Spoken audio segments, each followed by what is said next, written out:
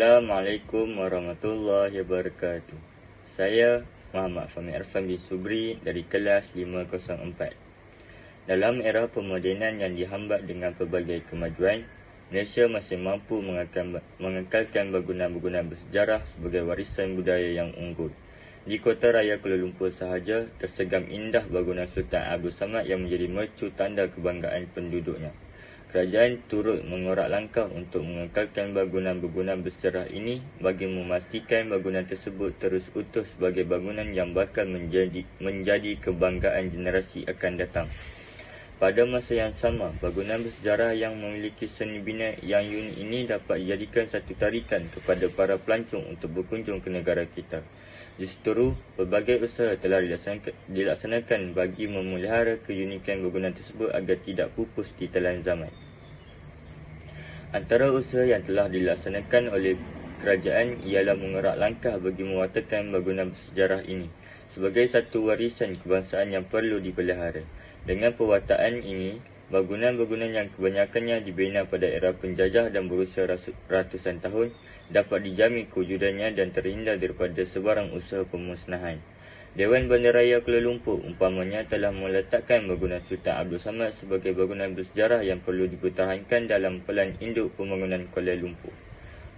Bagi memastikan bangunan tersebut terus kekal, usaha mengindahkan semula bangunan ini telah dilaksanakan sejak tahun 2002 lagi.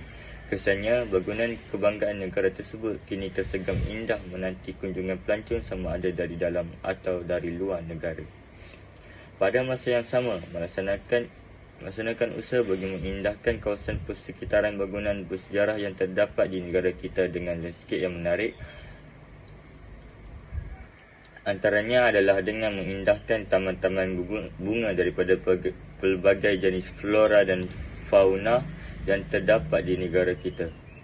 Hal ini bertujuan untuk memastikan bangunan tersebut sentiasa mendapat kunjungan daripada orang ramai.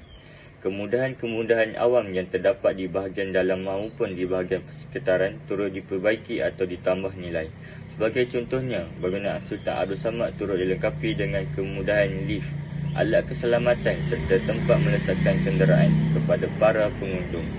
Dengan usaha yang bersungguh-sungguh ini, bangunan-bangunan bersejarah tersebut mampu menggamit kehadiran pengunjung sekaligus memperkenalkan budaya kita kepada masyarakat luar negara.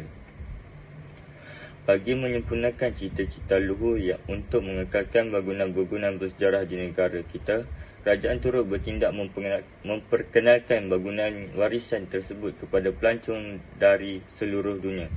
Usaha ini didapingi oleh Kementerian Pelancongan dan juga Lembaga Penggalak Pelancongan Malaysia yang sentiasa merintis jalan bagi memperkenalkan tempat-tempat menarik di Malaysia. Melalui usaha ini, bangunan-bangunan bersejarah dijadikan sebagai tempat lawatan wajib bagi pelancong yang mengikuti pakej anjuran Kementerian Pelancongan. Langkah memperkenalkan bangunan bersejarah seperti bangunan Sultan Abdul Samad, Kota Formosa, Istana Jugra dan sebagainya mampu merealisasikan hasrat kita bagi mengekalkan bangunan bersejarah tersebut agar terus kekal di pesada dunia.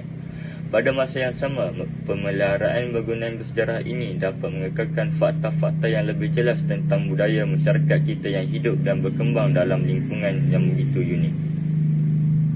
Kesimpulannya, kewujudan bangunan bersejarah di negara kita yang wujud sejak abad ke-20 lagi menggambarkan keberbagaian corak hidup masyarakat dahulu kala. Justru, usaha untuk mengekalkan bangunan tersebut bagi tatapan generasi akan datang adalah amat perlu dilaksanakan demi kesinambungan budaya masyarakat kita. Budaya silam adalah cerminan masyarakat kita hari ini kerana budaya menunjukkan bangsa. Lantas, tanggungjawab kita adalah perlunya memberi kerjasama kepada pihak yang terbabit agar usaha memelihara dan memelihara bangunan bersejarah tersebut akan terus kekal, padu dan berpanjangan. Sekian, terima kasih.